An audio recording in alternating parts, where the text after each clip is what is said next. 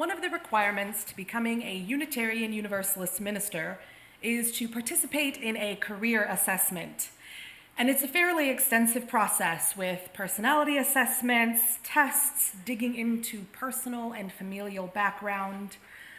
Now, generally speaking, very little about your career assessment should come as a surprise to the assessed. And in my case, it was almost laughably accurate. One piece in particular was my Enneagram type. Now, what the Enneagram test seeks to tell the taker, for those of you who don't know, is about their patterns, both how they show up in the world and how they show up emotionally. And there are 9 types in all. Now, I've heard that the best way to know what your type is when you cringe inwardly when you hear a description that sounds like you. But for me, it was an almost solemn recognition and a quiet amusement. See, I'm an Enneagram 2. That is the helper type, or the giver type. We tend to be warm, giving, approachable. We relish human connection, and we love to do things for other people. Indeed, when we're unhealthy, we do too much for other people. It wouldn't be out of the realm of possibility to say that an unbalanced 2 might feel like a bit of a martyr. That was not even remotely a surprise to me.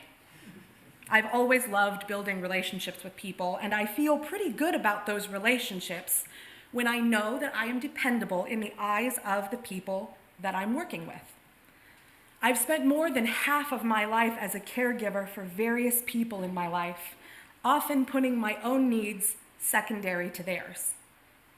I have not been the bastion of a healthy 2. And that does not, for a healthy minister, make. When I realized that this month's theme was balance, I knew immediately what about balance I intended to write. Because I am well aware that balance is a universal struggle, as much mine as anyone's.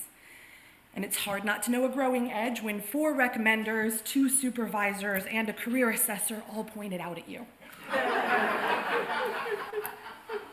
As I thought about the subject, I kept hearing something in my head about glass and plastic. And a little bit of searching sent me to Twitter, where I read the following from author Jennifer Lynn Barnes. One time I was at a Q&A with Nora Roberts, and someone asked her how to balance writing and kids. And she said that the key to juggling is to know that some of the balls that you have in the air are made of plastic, and some are made of glass. Apparently, Nora Roberts, a renowned romance author, had gone on to explain that if you drop a plastic ball, it's probably okay, no real harm done. But if you drop a glass one, it shatters. And the trick was to figure out which balls were plastic, which were glass. Which ball can you absolutely not afford to drop? Barnes further explains in her Twitter thread that it wasn't simply a work ball, a family ball, a friend's ball, and a self ball. It's more like Becky's soccer game, Ben's choir practice, that project at work, my husband's parents coming in, Sarah and Jane's wedding, parent-teacher conference night, etc., etc., etc. Not just 4 or 5 balls, but more like 55 at one time. Now, some of those balls are people expecting things of you, and some are your own expectations for yourself. And when you start to think about it that way, it's pretty easy to get overwhelmed. I started back at grad school, almost 10 years away from academia, in a completely different field than I ever had been in, and had to learn a whole new language and methodology to all of it. And I was stressed.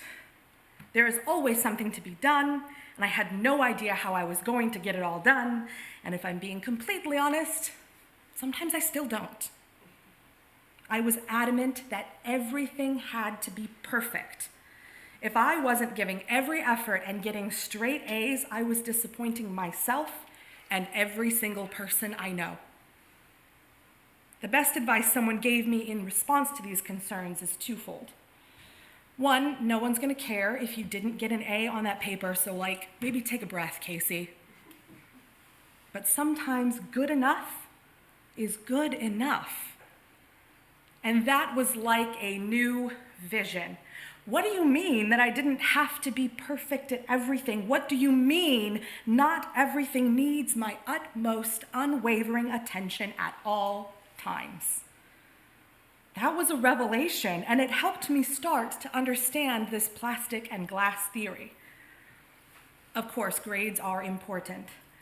Perhaps, though, a B on a paper in favor of a sermon that speaks to someone who needs to be ministered to is more important. In the end, I will graduate with my master's, and no one can take that from me. But what I can't get back is the opportunity to make a connection with someone who needs it. And that's really the first crucial step. There's all kinds of stuff that can't be dropped. So we need to figure out what things absolutely need to remain airbound. Not just glass, but like that really nice heirloom crystal that you only bring out for Christmas. Those are the things that we cannot repair. And they can't be replaced if we are inattentive to them. First, this is my plug for putting our own needs at the forefront. We know that we have to care for ourselves as much as our families. A hard-learned lesson for me as a 2 is that I am no good to anybody who depends on me if I don't take care of myself first. If I shatter the me ball, I can't very well fulfill any critical obligations. And if we're down for the count, how many other balls will shatter when we're not there working to keep them airbound? This isn't to say we should be selfish, but we do need to consider our own emotional, physical, and spiritual limits. This can look like asking for help, setting boundaries, or just taking some time out to do something you love. Whatever you can do to make sure you are sustained, making sure you are intentional in keeping your cup full. You can't fill another's cup if yours is empty. And speaking of other cups, of course, we want our relationships to blossom and flourish. Our loved ones deserve to feel loved, respected, and cared for. This is absolutely the kind of ball that shatters if we don't keep it in the air. Some of these family balls, like caring for children, are absolutely imperative to keep from shattering. And sure, we know broken things most of the time can be fixed, but it's not easy, it's not quick, and broken things are never quite what they were before. We know we are far from perfect in relationships, and it's a good practice to strive not for perfection, but love, care, respect, and kindness. Interestingly, it starts to get a little bit more complicated when working with our regular glass as well as our plastics.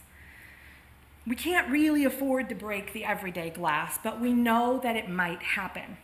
We also know that life won't end if we drop a plastic ball, but there may be some consequences. Which consequences can we live with?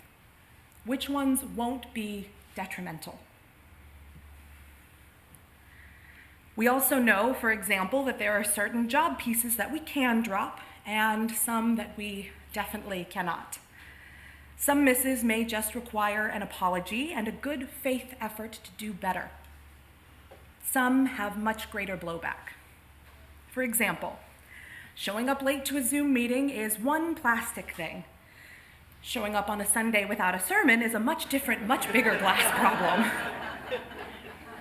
Of course, some of the thing is just down to good planning, and sometimes mistakes happen.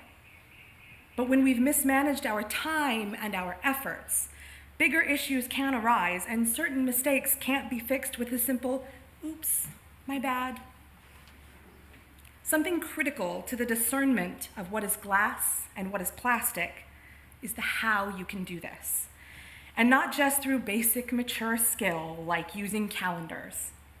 It is not a mistake that today's Time for All Ages was about mindfulness and showed a very simple, accessible method of it. There's something cleansing and freeing in just stopping to breathe.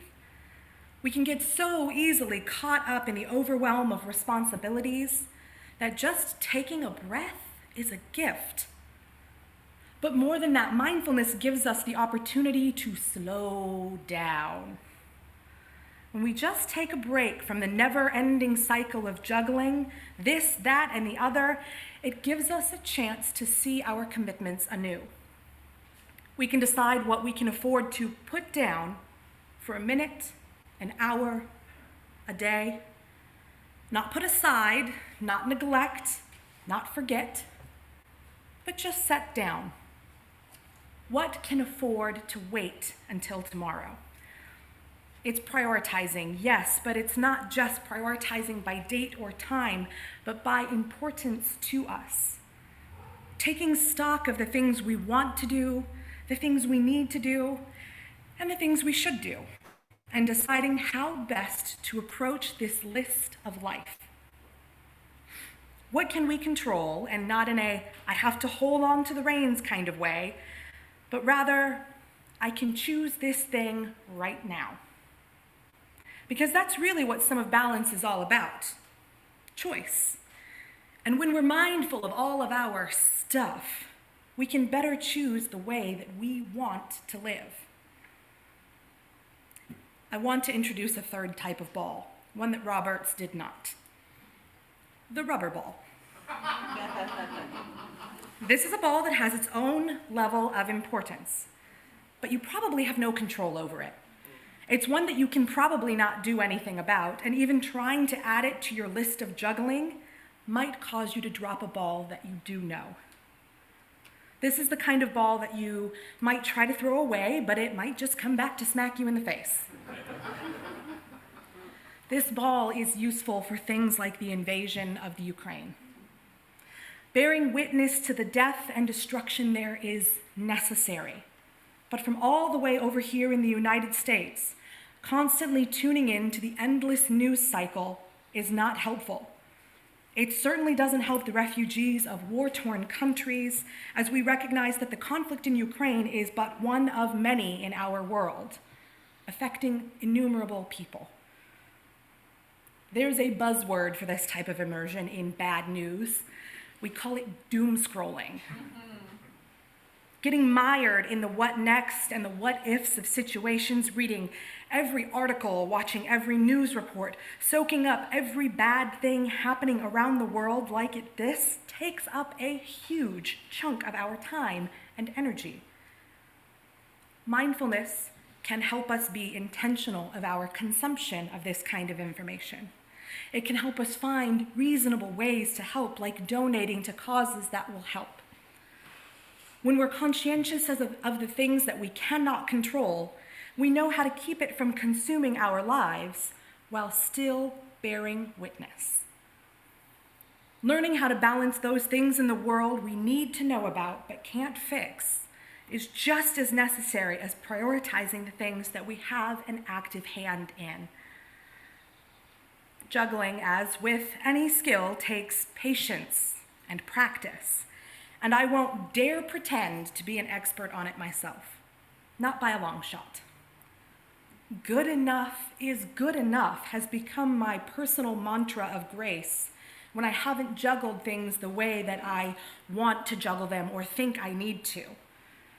And I hope my honesty on the subject is helpful, but more importantly, I hope it is relieving and revealing.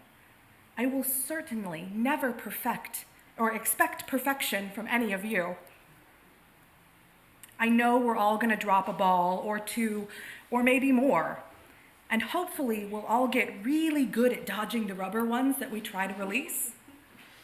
It's hard work, but it's good work. It might not always feel satisfactory, or it might make us a little bit anxious to have to make a choice, but in the end, it is exactly that. Choice. Choices we get to make in order to live mindfully, wholly, and freely.